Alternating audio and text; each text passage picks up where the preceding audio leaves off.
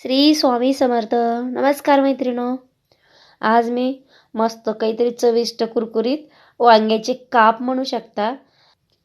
तर चला मग एक वांग घेतले, त्याचे देठ काढून घेणार आहे. स्वच्छ धुवून पुसून घेतलेले देठ काढून घेऊया आपण अगोदर.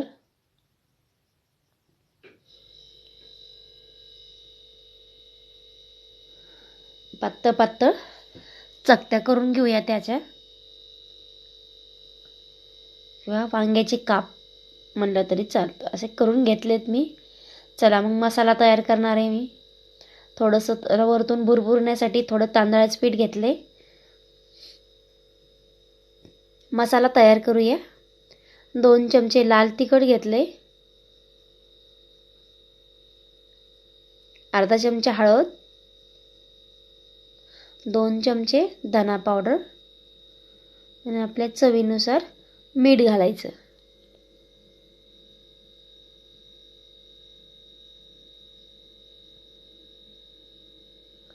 आणि आंबटपणा येणं काहीतरी चविष्ट येण्यासाठी आमचूर पावडर वापरले मी 1 चमचा.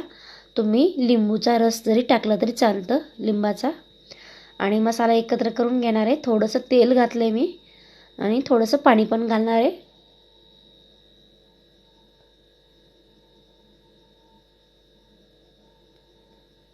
थोडं पाणी घालून पूर्ण मसाले एकत्र करून घ्यायचे.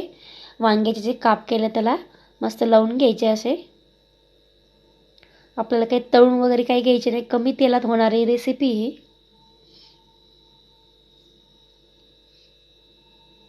असे पूर्ण कापला लावून घेणार आहे वांग्याचे. आणि तांदळाचं पीठ घेतलेलं होतं अगोदर, तेच पीठ घेतलं वेगळ्या डिशमध्ये मी. आणि थोडासा बारीक रवा घेणार आहे आणि चवीनुसार थोडंसं किंचित मीठ घालणार आहे. वरतून त्या कापला आपल्याला बुरबुराचं म्हणलं तरी चालतं, किंवा थोडंसं वरतून टाकायचं म्हणलं तरी चालतं. असं बुरबुरून घ्यायचं.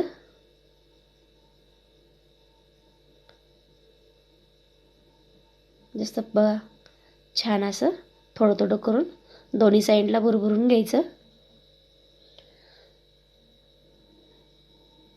कमी तेलातली आपली रेसिपी आहे. तवा गरम झालेला आहे. थोडं तेल टाकूया. जास्त तेल पण लागत नाही बघा. असे काप टाकून घ्यायचे सगळे मध्य आकारात. जेवढे बसन तेवढे टाकून घेऊया.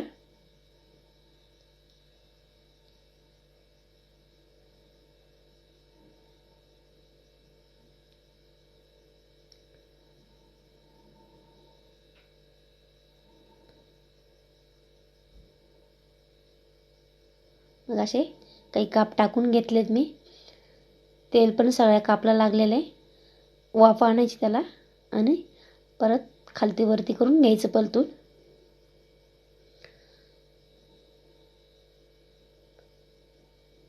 अजून थोडंसं तेल टाकूया आणि त्याला खालच्या वरती करून घेऊया. असे काप छान मस्त खरपूस भाजून घ्यायचेत आपल्याला. आणि थोडीशी कोथिंबीर घातली वरतून. अजून परत तेवढंसं तेल टाकले. बघा किती छान मस्त खरपूस भाजले गेले. इथं क्रिस्पी पण झाले थोडेसे.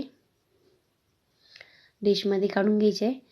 पोळीसोबत सुद्धा खाल्लं तरी चालतं, किंवा असं जेवायच्या वेळेला घेतलं तरी चालतं. बघा मग वांग्याचे काप भाज्या म्हणू शकता. नक्की करून बघा. कमेंटमध्ये सांगा कसे झाले आहे. माझ्या चॅनलला लाईक करायला व सबस्क्राईब करायला विसरू नका.